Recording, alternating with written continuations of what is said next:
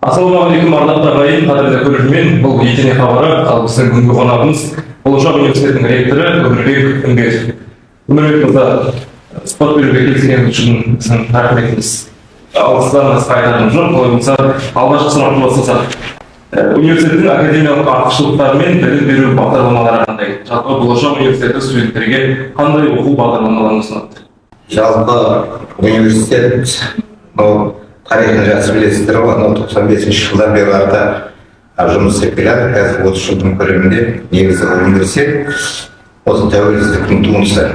Егер былай ашық шындыққа келетін болса, өзі солай. Сол кездерде 95 жылдары Москва қаласының бір университетінің үш жерде филиалы ашылып, содан бері қарата жұмыс істеп келеді. Жалпы білім беру бағдарламасы бұл мемлекеттік министерство бекіткен бағдарламалар бар. Осылардың классификатор соның көлемінде педагогикалық бағытта, техникалық бағытта, экономикалық бағытта және құқық бағытында жұмыс істейді. И магистратурада сол сияқты. Бізде бірнеше бағыттар бар, әрқайсысы осы бойынша. Біздің қазіргі осы алға қойған талап негізі бағдарламалардың бәрі, оқу процесінде жүретін заттардың бәрі мына жергілікті жердегі өндірушілер бар ғой, жұмыс берушілер солардың талаптарына сәйкес келу керек. Солармен бірігіп жұмыс істеу керек. Бізде де сол сияқты қазір білім беру бағдарламаларының барлығы жұмыс берушілер арқылы қаралады, бекітіледі, солардың талаптарына сәйкес жүргізіледі. Екінші жағы біздің министрліктің өзі алға қойған талабы болады. Мынандай пәндер ену керек, мынандай нәрсе болу керек деген. Соған жауап береді. Қазіргі дәл осы бүгінгі таңдағы нәрсе біздің артықшылығымыз, өйткені ол менің өзімнің мамандығыма байланысты цифрлық технологиямен искусственный интеллектті немесе жасанды интеллектті соның элементтерін енгізу, оларға сол арқылы білім беру. Екінші бір жағы қазіргі алға қойған талап сондай, біз де бұны орындап отырмыз. Ғылым арқылы білім беру. Міне, үшінші тәртіпті болу керек, балалар тәрбие болу керек, және ғылыми бағытта жұмыстар жүргізу керек. Осының барлығын білім беру бағдарламалары қамтиды. Жаңа сөзіңізде жасанды интеллект деп қойдыңыз ғой. Ол бойынша университетте қандай жаңашылықтар бар?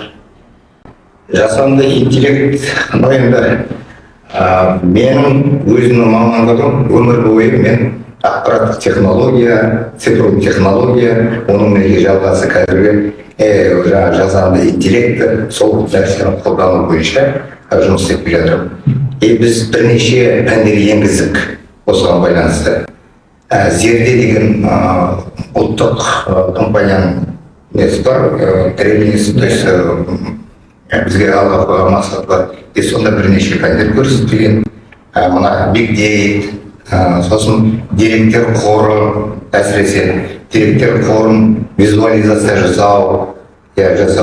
Бұл менің өзімнің мамандығым және ақпараттық қауіпсіздік. Ең бізге бүгінгі керек нәрсенің бірі сол. Осы пәндерге жасанды интеллекті GPT элементтеріне енгізе отыр, солар арқылы жұмыс істеу.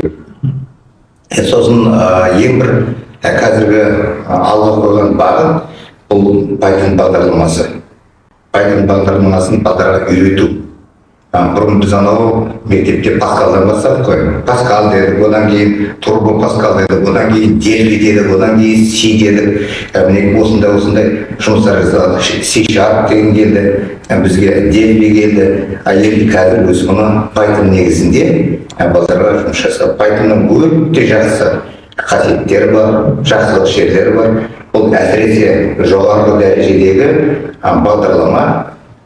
Бұл мына деректер қорын жасау және оларды визуализация жасау, оларды тексеру, олардың ішіндегі қажетті нәрселердің бәрін алып тастау, қайтадан өңдеу деген нәрсені өте қатты жұмыс істейді.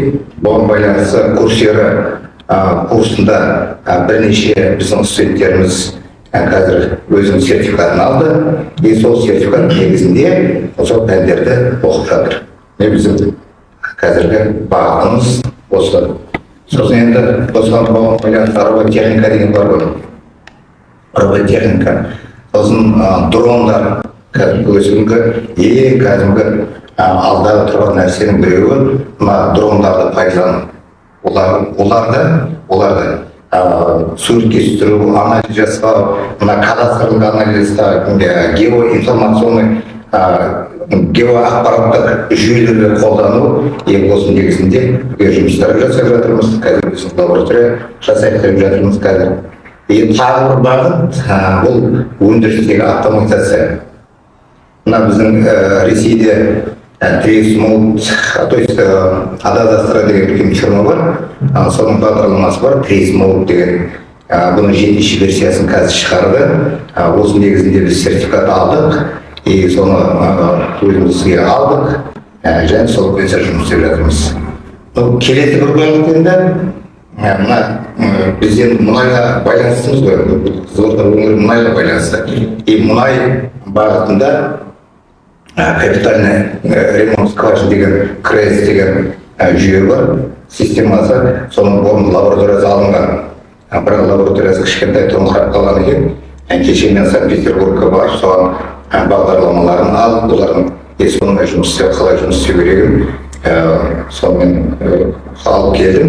Енді аманшылық болса оны қазір іске қосамыз. Осындай үлкен бағыттарда жұмыс істеп жатырмыз. Келесі туралы халықаралық ынтымақтастық және академиялық алмасу бағдарламалары қаншалықты дамыған? Бұл үлкен мәселе. Мына өздеріңіз көріп отырсыздар, қазір біз біздің Евразийскің туларын қойып қойдық.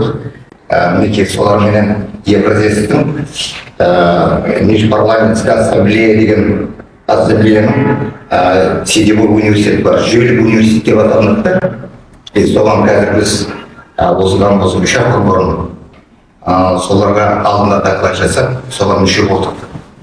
Жүйелік университетке. Ол бізге не береді?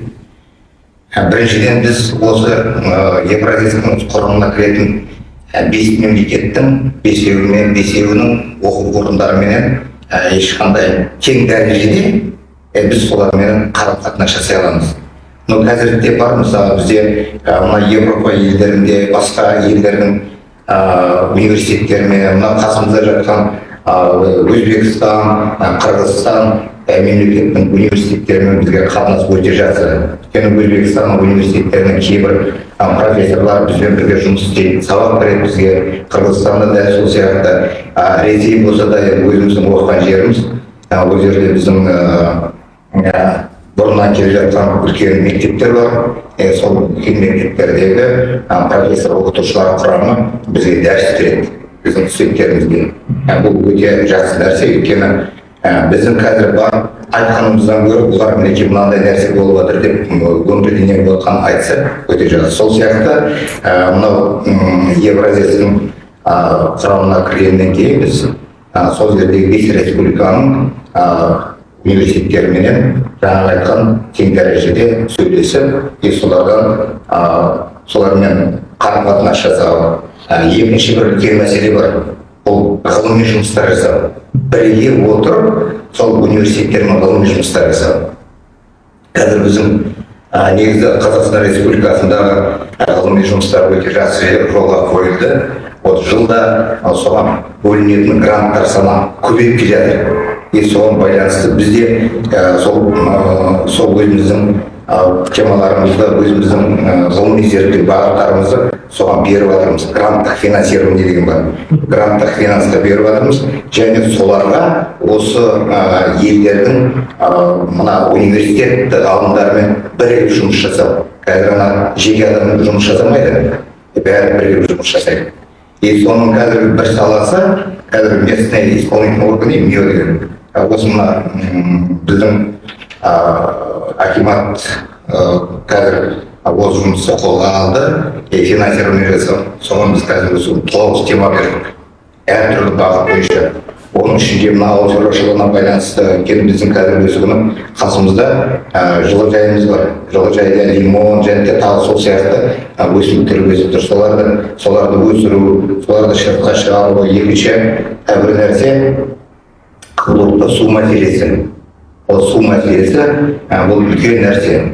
Су мәселесі өз екіге бөлініп, біреуі мына сулар тарату болса, мына келген суды тарату болса болатын болса, екіншісі ауыз сумен қамтамасыз ету.